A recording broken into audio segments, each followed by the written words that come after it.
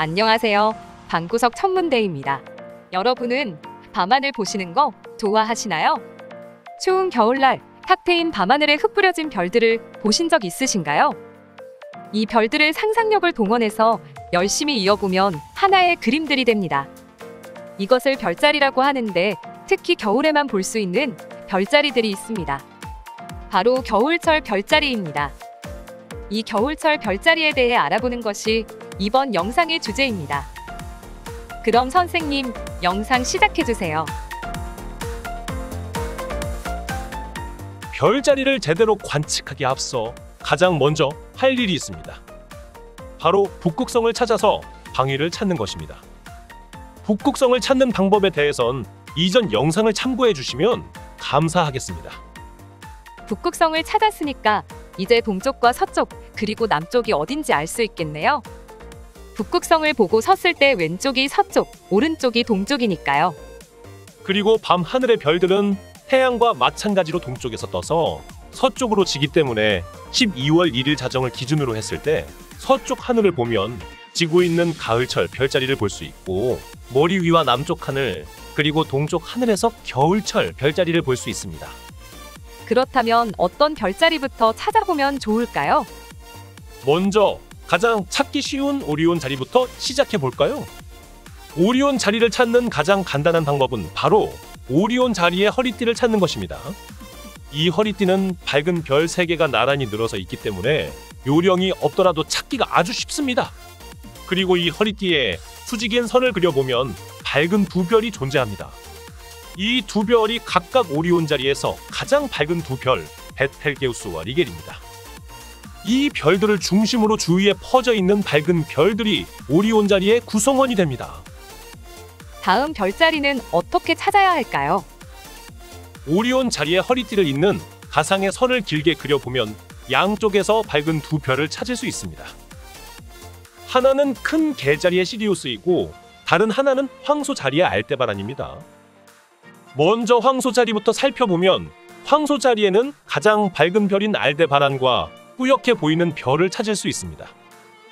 알데바란은 황소의 눈에 해당하고 뿌옇게 보이는 것은 황소의 몸통에 해당하는 플레이아데스 성단입니다. 황소 자리는 알데바란과 플레이아데스를 기준으로 양옆으로 넓게 퍼져 있습니다. 황소 자리에서 조금 더 머리 위로 올라가면 육각형 모양을 하고 있는 별들을 찾을 수 있습니다. 바로 마차부 자리라고 불리는 별자리입니다.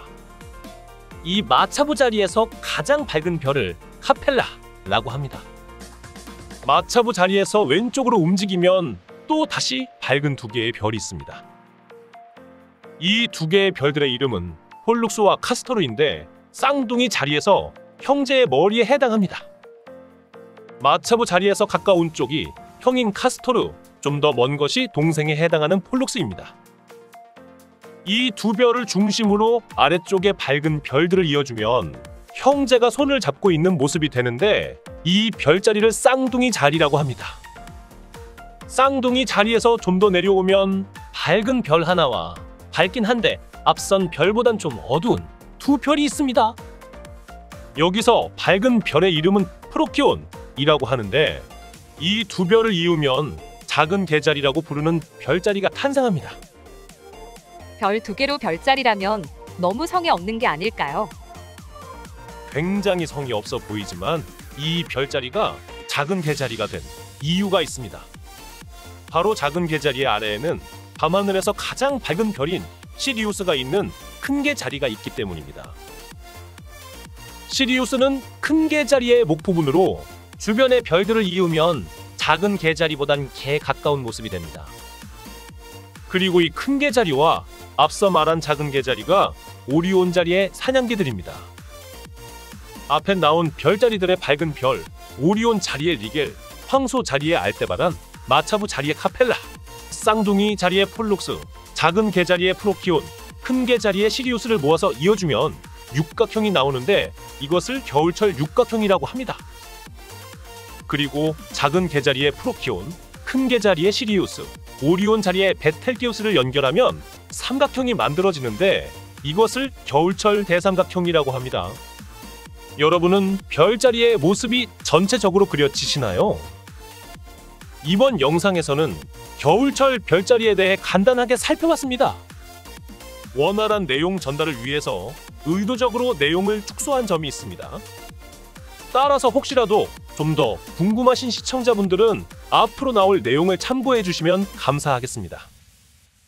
영상이 재밌으셨다면 알림과 구독, 좋아요 부탁드리고 저희는 더 유익한 영상으로 다시 찾아오겠습니다.